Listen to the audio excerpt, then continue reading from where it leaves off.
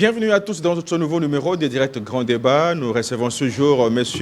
Alphonse Lukusa.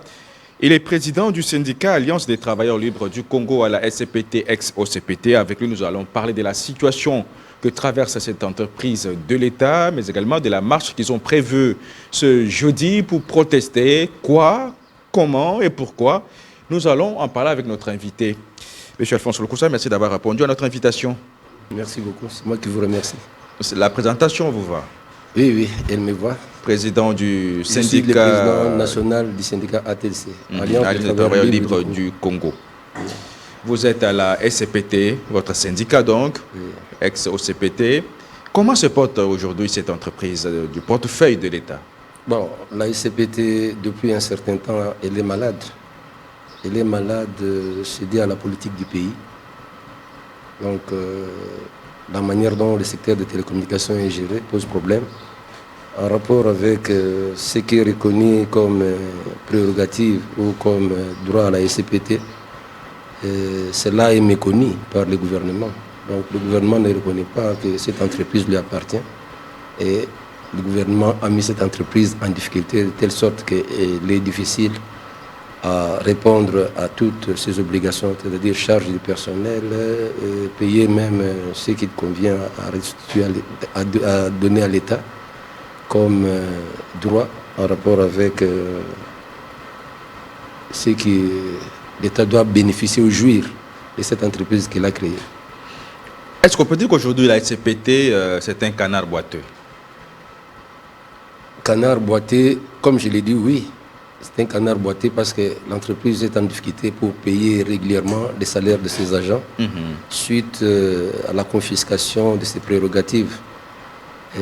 La confiscation de ses prérogatives a entraîné à ce qu'il puisse y avoir des retards, des impaiements des salaires et non-possibilité de répondre à tous ces engagements.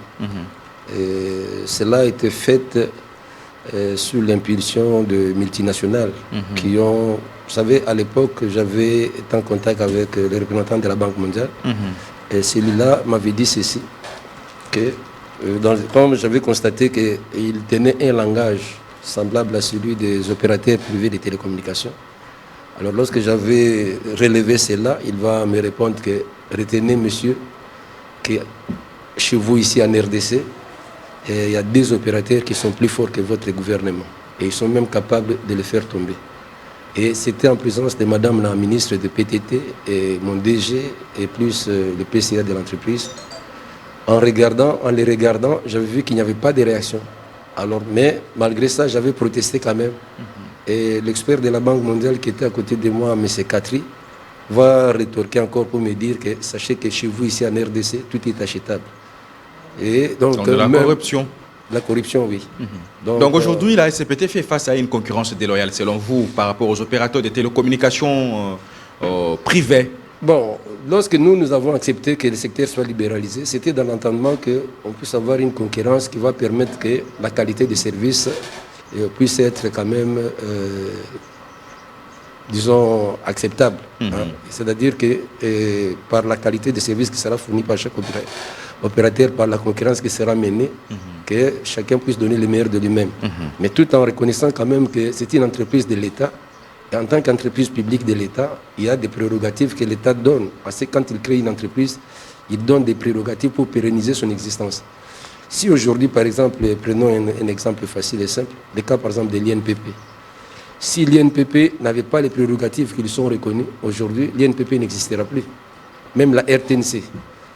Mais dans le cas d'espèce, pour un secteur si stratégique tel que la télécommunication, l'État a bradé même sa souveraineté.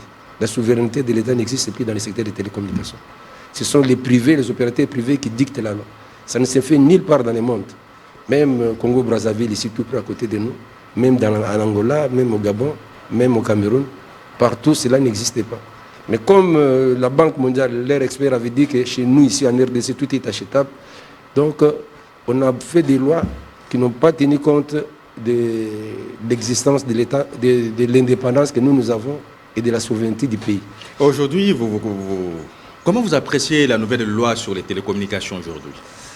Cette loi, c'est une loi pour nous illégale.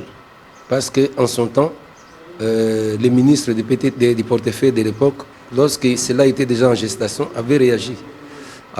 J'ai même la lettre que Mme Vivine Moumba avait écrite. Et même le président Vital Kamerhe, lorsqu'il était DIRCAP du chef de l'État, il a trouvé sur la table du chef de l'État qu'il y avait une loi qui était envoyée par l'Assemblée nationale pour être promulguée. En regardant les contenus, il a trouvé que dans ce qui était mis dans cette loi-là, on avait bradé la souveraineté nationale. Alors, il l'avait renvoyé pour la seconde lecture. Et renvoyé pour la seconde lecture, pendant la période où il y avait les procès de 100 jours, curieusement, pouf, la loi sera promulguée. Donc sans qu'au niveau de l'Assemblée, on ait procédé à la seconde lecture pour amender, faire le toilettage, on ne l'a pas fait et on l'a publié tel quel. Et nous sommes dans la démarche de pouvoir mener des actions de manière à ce qu'on nous remette dans nos droits. Parce qu'il n'est pas normal que ces pays pour lesquels il y a eu des martyrs qui ont lutté pour que le pays soit indépendant, que dans le secteur des télécommunications, que l'État puisse laisser entre les mains des privés sa souveraineté, ça ne se fait nulle part. Surtout que c'est un domaine sécuritaire. Vous savez, aujourd'hui, le ministre de Transport, il s'est rendu compte que les ports sont des canaux ou des portes par lesquelles on peut faire entrer n'importe quoi dans les pays.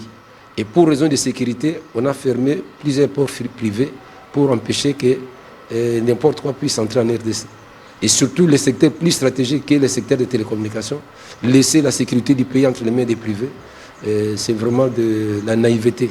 Bon, permettez-moi les mots, je le dis. Parce que, vous savez, d'abord, en tant que secteur de télécommunications, c'est un secteur générateur de beaucoup de recettes. Parce que la télécommunication, c'est une ressource intarissable. Vous voyez aujourd'hui, par exemple, pour les mines, on a fait des codes miniers pour protéger, parce qu'on sait que les minerais ne sont pas éternels. Mais par rapport à la télécommunication, c'est une ressource qui ne tarit pas. Donc, à tout moment, les gens ont besoin de communiquer. Et partout dans le monde, la télécommunication, c'est un facteur de développement d'un pays. Mais chez nous, ici, actuellement, avec les nouvelles dirigeants, selon la politique qu'ils ont élue dans le secteur des télécommunications, on ne se rend pas compte que c'est une manne et qu'il y a une richesse pour laquelle beaucoup de pays accourent. Parce que quand vous avez une population de plus de 100 millions d'habitants, donc vous savez qu'avec l'exploitation, et puis même les tarifs qui sont mis, on ne tient pas compte de la dimension sociale de la population. Donc, comme c'est entre les mains des privés, c'est eux qui dictent la loi, l'État se soumet, ce qui est inconcevable. Vous savez, aujourd'hui, par exemple, quand l'ARPTC,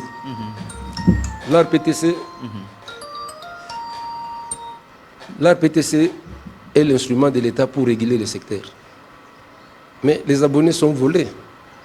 Lorsque on vous donne des minutes que vous n'avez pas, vous avez acheté vos minutes que vous n'avez pas utilisées, directement cela vous est soutiré sans que vous ne les ayez soutirées. Aujourd'hui, par exemple, la SNEL, elle vend les kilowattheures par téléchargement. Et quand vous avez téléchargé vos kilowattheures, c'est jusqu'à ce qu'elles s'épuisent que cela se termine. Mais dans la télécommunication, on vous donne 24 heures, vous avez téléchargé par exemple 200 mégas ou 300 mégas, que vous n'avez même 1 giga, que vous n'avez pas encore exploité, pouf, ça se termine. L'État fixe par exemple, mettons que la Banque centrale fixe un taux par exemple de $, $1 est égal à 2400. L'État est incapable de faire respecter ce taux-là. Les matins, quand vous vous réveillez, vous savez que non, en suivant les informations sur la télé, on vous a dit que $1 est égal à 2400. Mais vous allez maintenant avec 2400. Pour acheter 100 mégas, on vous dit que non, c'est 2800. Et or que la politique, disons que l'ARPTC devait en principe surveiller, voir ces gens-là qui ne respectent pas le taux directeur fixé par la Banque centrale. Mais comme ils sont impuissants, et les opérateurs privés font ce qu'ils peuvent faire.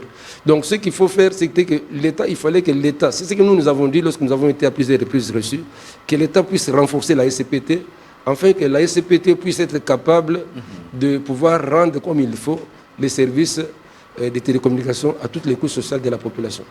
Mais aujourd'hui, par exemple, c'est impossible que l'État puisse le faire parce que, tel que les représentants de la Banque mondiale avaient dit, que ces opérateurs de télécommunications ils sont plus forts que les gouvernements et le gouvernement est incapable de faire comme ça s'est fait ailleurs, où la volonté politique prime et on oblige à ce que ces gens puissent se soumettre à ce que l'État a fixé comme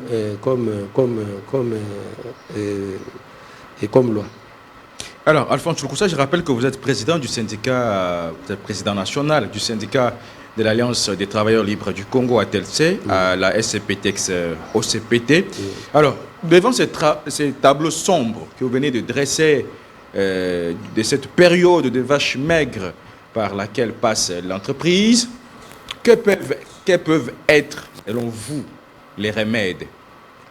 Bon, les remèdes, c'est d'abord... Ça, c'est classe à court terme, à moyen terme, bon, le remède, à long terme. C'est qu'il faut d'abord mettre l'homme qu'il faut à la place qu'il faut. Vous savez, lorsqu'il s'agit de la justice, on ne prend pas n'importe qui. Moi, je suis ingénieur, on ne va pas me prendre pour me mettre ministre de la justice. Si on me met ministre de la justice, les magistrats, les avocats et les procureurs, tous vont protester pour dire que non, mais comment on peut nous diriger par quelqu'un qui n'est pas du domaine? Même dans votre profession de journaliste, si on me prend moi, qui ne suis pas un journaliste, qui ne connaît pas votre déontologie, on me met ministre, je crois qu'il y aura des problèmes. Même au niveau de la santé, même au niveau des finances, on ne peut pas mettre n'importe qui.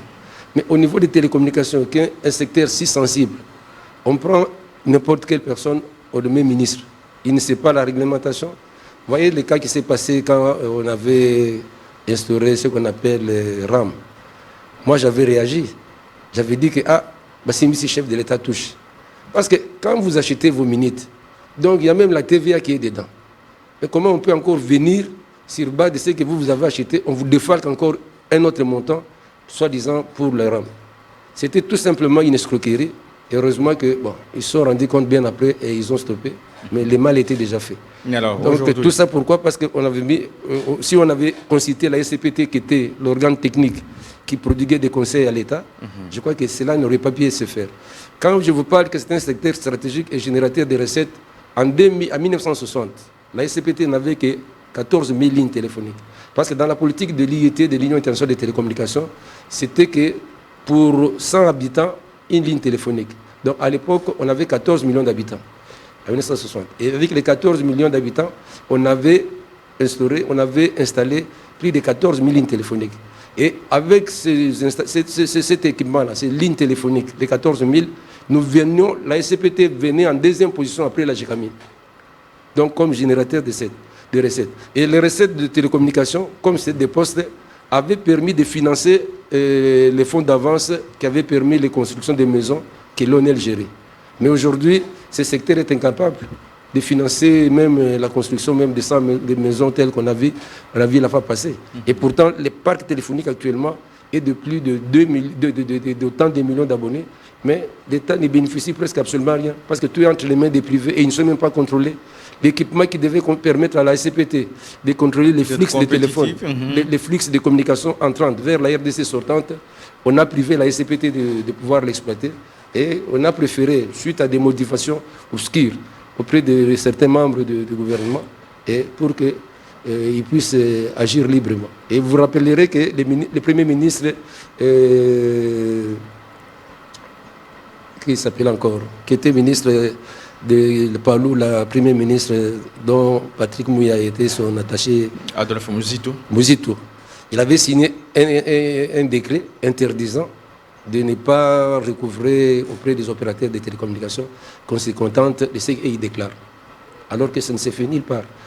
Quand cela ne se fait nulle part, pourquoi? Parce que je vous donne le montant pour 2 ans seulement. Donc de 1997 à 1998, pour Télécel qui avait 10 000 abonnés, il nous devait pour les 2 ans, pour les 10 000 abonnés, 6 millions de dollars. Et comme celle qui avait 2 000 abonnés et qui avait 4 000 abonnés, pour cette même période, il nous devait 2 millions de dollars. Cela s'était fait pourquoi?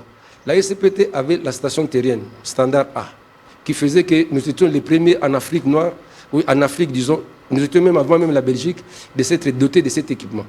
Mais à l'entrée de l'AFDEL, le 17 mai, comme Mobutu avait un appartement au niveau de la station terrienne et que c'était gardé par la garde présidentielle, la DSP, la population riveraine a dit que Mobutu Azari Koya Ao. Alors, et les Kadouko et la population riveraine sont entrés dans la station, ils ont saccagé et mis en destruction et ont détruit complètement la station terrienne. Alors, il fallait maintenant que les gouvernements nous dotent de notre équipement. Et ce qui ne s'est jamais fait jusqu'à aujourd'hui. Tous les efforts fournis pour qu'on nous donne un équipement, c'est bloqué par les ministères de PTT. Alors, c'est ainsi que les difficultés sont là. Donc nous sommes devenus un canard boité parce que cela est voulu et entretenu par les gouvernements. Et aujourd'hui, vous parlez même de 200 mois d'arriérés des agents de la SCPT, OCPT. Oui, comment est-ce que nous sommes arrivés à 200 mois? Vous savez, comme les recouvrements posent problème, les gouvernements, qui est notre grand client, pour payer, ils payent difficilement. Il y a des créances qui datent de 1915, de 2015, d'autres qui datent de 2017, qui datent de 2018. Nous avons eu des problèmes lorsque vous allez au niveau du ministère des Finances. Il y a toutes sortes de magouilles, toutes sortes de problèmes qui se font là-bas. Et pour vous payer, c'est tout un tas de problèmes. Et plusieurs correspondances échangées sont restées sans suite jusqu'à ce jour. C'est ce qui nous a amené à prendre l'option, c'est que nous puissions aller nous-mêmes, les travailleurs, pour expliquer nos difficultés, nos problèmes, au cas où le ministre des Finances ne comprendra pas. Ce ne sera que le prélude des actions qui seront menées. Alors, c'est parce que vous y êtes déjà. Je crois que nous tendons vers la fin de ce magazine. Qu'en est-il de cette marche que vous avez projetée pour ce jeudi 29 mai? Oui, jeudi prochain, donc nous avons déjà informé les gouverneurs, nous avons informé la police, nous avons informé aussi l'ANER et nous avons informé les gouverneurs pour qu'on puisse nous encadrer pour la marche pacifique que nous allons faire. Alors, donc, le but de la marche, c'est d'aller au niveau du ministère des Finances, comme je l'ai dit, afin de pouvoir réclamer à ceux qui nous paient nos droits. Beaucoup de foyers se sont disloqués pour les non-paiements et beaucoup ont été déguerpis. Ils dorment dans des hangars, dans des conteneurs et beaucoup, leurs enfants n'étudient pas. D'autres sont même décédés. La misère s'est accrue au point que, en ce qui concerne la personnalité, les gens vivent dans la mendicité. Et les retraités qui sont sortis en 2015, jusqu'à aujourd'hui, ils ne sont pas payés. Et moi qui viens de l'intérieur, je vous dis que les agents de l'intérieur qui décèdent sont enterrés dans des nattes, ce qui est inacceptable. C'est ainsi que pour lui faire voir que ce qui s'est fait, les blocages ou le gel de nos droits, c'est un crime contre l'humanité, parce que quelqu'un a travaillé, il doit jurer de ce qu'il a fourni comme effort. Et s'il ne le fait pas, bon, je crois que nous ne nous attirons pas seulement chez lui, et on va monter aux échelons au Premier ministre, même le chef de l'État, pour que notre cri de détresse puisse être écouté. Alors la marche ira d'où jusqu'où? Elle va débuter à 11h. Le point de chute. Elle va débuter de 11h de l'hôtel des Postes vers le ministère des Finances. Alors, vous attendez obtenir gain de cause. Vous restez quand même optimiste. Je pense que le ministre des Finances, c'est un être humain et qu'en ce qui concerne l'essence d'humanisme qu'il a fait montre lorsque chaque fois qu'il a été abordé pour certains problèmes, il a donné solution. Mais surtout pour notre cas, nous, qui est plus grave, je pense que en ce qui concerne l'essence d'humanisme dont il a toujours fait, il va répondre favorablement parce que le slogan « Le peuple d'abord » le concerne lui parce qu'il est de l'IDPS. Étant de l'IDPS, je pense que quand le peuple arrive et que ce peuple-là est affamé, s'il reste sourd, c'est qu'il est contre le slogan du chef de l'État qui parle du peuple d'abord. Et nous croyons que notre cri de détresse sera écouté et que dans les plus brefs délais, nos créances seront payées. 160 millions de dollars, 160 millions de dollars. De dollars, c'est beaucoup. Vous savez que si aujourd'hui, il peut agir rapidement, combien de vies seront sauvées? Au moment où nous parlons avec vous, il y a des gens qui sont malades, qui ne savent pas être soignés, qui doivent être opérés, dont on ne sait pas payer les frais d'opération. Il y a d'autres dont les enfants, ça fait maintenant presque une année qu'ils n'étudient pas. Il y a d'autres qui avaient 4 ans, 3 ans, ils vivent dans des hangars, chez les petits frères, chez les cousins. Et vous savez que quand vous quittez de chez vous pour aller loger dans la famille de ton frère, et il est marié, les femmes, des courants, chacun a des caprices, ils peuvent, au lieu de se soumettre à la discipline qui est peut-être dans les foyers du frère du mari ou du petit frère du mari, et ça crée toujours des problèmes. Ce qui fait que c'est ainsi que ça menace que beaucoup, même dans les bâtiments de la SCPT, vous trouverez des agents en train de dormir dans des conteneurs, dans des hangars et dans des locaux non aérés. Alors, Alphonse Lukusa, je rappelle que vous êtes président du syndicat Alliance des travailleurs libres du Congo. Est-il possible aujourd'hui de relancer effectivement la SCPT, ex-OCPT, et la rendre compétitive? Oui, cela est possible à condition, et la poste congolaise. À condition d'avoir des dirigeants patriotes et nationalistes qui ne savent pas plier genoux devant ce qu'on peut miroiter devant eux. Parce que le problème, c'est que quand le monsieur de la Banque mondiale avait dit que tout est achetable, moi je m'attendais à une réaction de la part du ministre de PTT. Il n'a pas réagi. Et en 2010, nous sommes avec le ministre encore, un ministre de PTT encore. On lui explique les problèmes. On dit que non, ça ne se fait pas partout ailleurs, ça ne se fait pas. Et qu'est-ce qu'il répond? Qu'est-ce qu'il donne comme réponse? Il dit, mais c'est la faute de qui? Quand vous avez une maison, que vous faites entrer quelqu'un de plus fort que vous dans les salons, et après vous lui dites, entre dans la chambre, et il entre dans la chambre, il vous sera difficile de le faire sortir. C'est le cas dans lequel nous nous trouvons aujourd'hui. Donc, les gouvernements, tels que M. Catri de la Banque mondiale m'avait dit, il suffit seulement qu'on vienne avec une enveloppe. On choisit un député qui parle beaucoup au niveau de l'Assemblée nationale. On lui donne cette enveloppe avec un projet de loi qui doit être appliqué dans les secteurs. Ces projets de loi-là vont passer. Et le monsieur qui va prendre l'argent, il ne va pas regarder que c'est la souveraineté de l'État congolais qu'il va brader. Il va prendre l'argent, il va faire beaucoup de bruit au niveau de l'Assemblée, soudoyant aussi quelques-uns de ses collègues. Comme tous, ils ont soif de l'argent. Et cette loi-là passera sans qu'on tienne compte des prérogatives reconnues à cette entreprise-là pour pérenniser son existence. Je vous ai cité les cas pour l'INPP, par exemple. Toute entreprise créée doit annoncer le nombre de ses agents à l'INPP. Et l'INPP va déterminer un pourcentage que chaque mois il reçoit. Même si l'INPP n'a pas donné cours à vos agents. Et chaque mois, vous donnez à l'INPP cet argent-là. De même aussi la RTNC. Elle est là, que vous ne suivez pas la RTNC, que vous ne regardez pas la télévision de la RTNC. Mais il y a des prérogatives qui sont reconnues à la RTNC et vous, les opérateurs qui opèrent dans les secteurs, vous ne combattez pas la RTNC parce que la RTNC joue de ces droits-là. Mais dans les secteurs de télécommunications, les opérateurs de télécommunications, avec la complicité de l'ARPTC et du ministère du secrétariat général des PTT, combattent la SCPT. Si ceux qui sont censés gérer les secteurs, réguler les secteurs, sont contre vous, comment ne pourrez-vous pas arriver à 200 mois d'arrière? Parce que tous les efforts fournis sont étouffés. L'État, à l'époque des musées, on nous a doté d'une station terrienne qui nous a été confisquée, a été donnée, on a créé Congo Chine Télécom. C'était l'équipement de la SCPT. Standard Télécom est arrivé, c'était pour travailler avec la SCPT, avec la construction d'une usine pour la fibre optique. On nous arrache cela, on donne au secrétariat général des PTT. Et donc, tout ce qui est fait au niveau de la SCPT, s'il n'y a pas une volonté politique de la part des chefs de l'État et des autorités du pays, la situation va demeurer telle que c'est là, avec et les différents mouvements de protestation et de grève qui vont élire domicile. Quel message vous lancez en un seul mot aux agents de la SCPT? En un seul mot, j'ai dit aux agents, on ne se défend mieux que par soi-même. Donc j'ai dit, tous debout, et que nous marchons, et que cela ne va pas s'arrêter seulement ce jeudi-là si nous ne trouvons pas satisfaction. Ça sera qu'un début. Ce sera un début qui va se poursuivre jusqu'à atteindre les différents échelons supérieurs pour que nous trouvions gain de cause. Alphonse Lukusa, nous vous remercions. C'est moi qui vous remercie. Je rappelle que vous êtes président national du syndicat Alliance des travailleurs libres du Congo, ATLC, en sigle. Merci d'être venu. C'est la fin de ce magazine direct Grand Débat. Le prochain invité sur vous. Entre-temps, chacun et à vous tous, excellente suite de nos programmes et à plus.